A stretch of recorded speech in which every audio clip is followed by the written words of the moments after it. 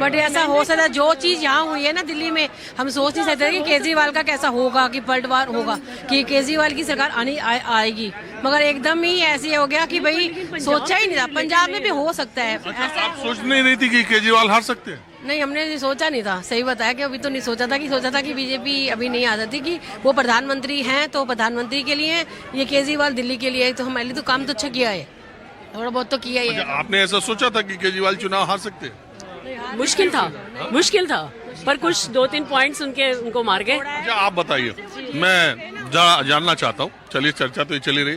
वो 2-3 पॉइंट कौन सा था जो केजरीवाल के अगेंस्ट गया, आपको क्या लगता है? मेन तो यही है, एक तो उनका जो शीश महल और दूसरा उनका जो शराब 1 से 7 एक फ्री, वो थोड़ा 2 पॉइंट्स जो मेन मार गए। अदरवाइज उन्होंने किया तो है, लेडीज के लिए तो बहुत किया, मैं कहती हूँ, बिल है, ट्रांसपोर्ट है, बहुत सारे काम किए उन्होंने, पर लेकिन कई जो 2 थे ना मेन, वो मार गए उन्होंने। कभी नहीं बने थे, जो स्कूल कभी नहीं बने थे, वो ऐसे दिल्ली में जो स्कूल है, स्कूलों में बहुत इम्प्रूवमेंट हुआ था, कि उन्होंने काम अच्छा किया था। मगर ये कि 2-3 ये काम किए ना, इसमें एक शराब घोटाला और ये शीश महल पे जो इतना इन्होंने बजट बता दिया कि ये लगा वो लगा, तो उसके वजह से इनकी सड़क गिरी है।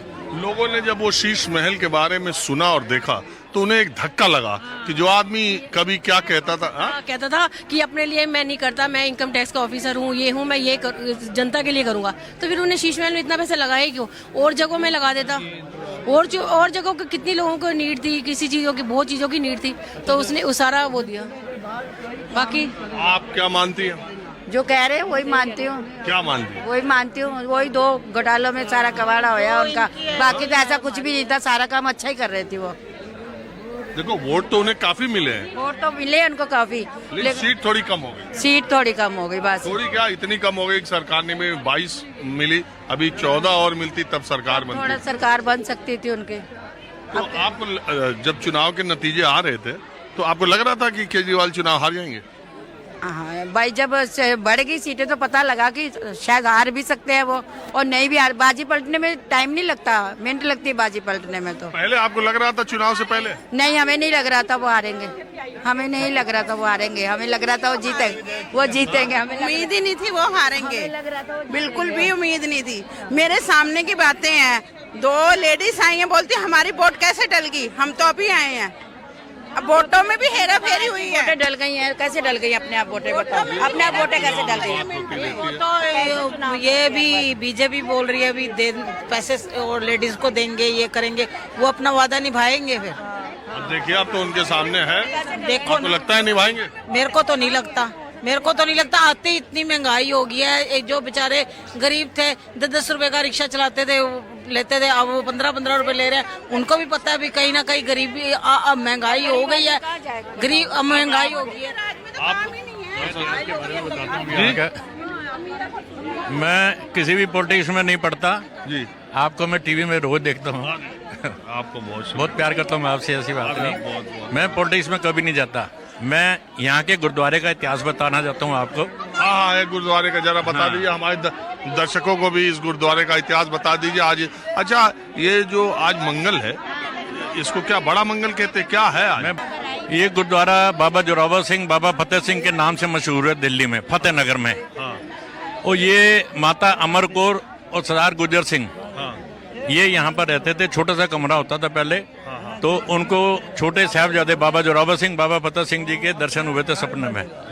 तो उन्होंने अरदास करी थी कि भाई इस स्थान पे ही मैं गुरुद्वारा आपके नाम का बनवाऊंगी, लेकिन जो भी यहाँ पे आए उसकी मनोकामना पूरी होनी चाहिए।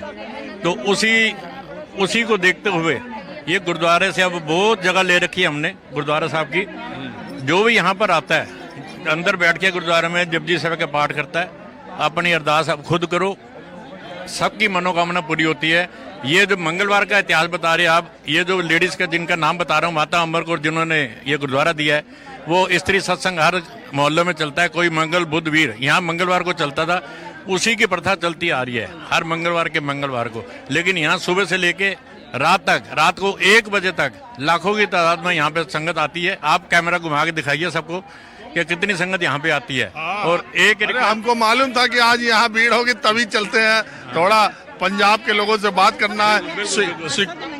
और एक सिखों से बात करनी है, पंजाब से के लोगों से बात करनी है, यही मुलाकात हो जाएगी। पंजाब कहाँ जाए? आपके जी न्यूज के थ्रू मैं रिक्वेस्ट करना चाहता हूँ, न्यूज 24 की तरफ से रिक्वेस्ट करना चाहता हूँ कि यहाँ पे लाखों की तादाद में पब्लिक आ रही है और यहाँ पे बाजार देखो 30 फुट की रोड है और 10 फुट की रोड भी पैदल चलने के लिए नहीं है। सब दुकानदारों ने 10-10 फुट आगे जगह घेर रखी है। हमने हर मंदिर मस्जिद मजार की यही गुरुद्वारे की यही समस्या है, जेबें करती हैं सबकी। बहरहाल थोड़ा सा ये बताएंगे, ये जो दिल्ली की सरकार जाने के बाद पंजाब की सरकार पर कोई खतरा देख रहे हैं आप?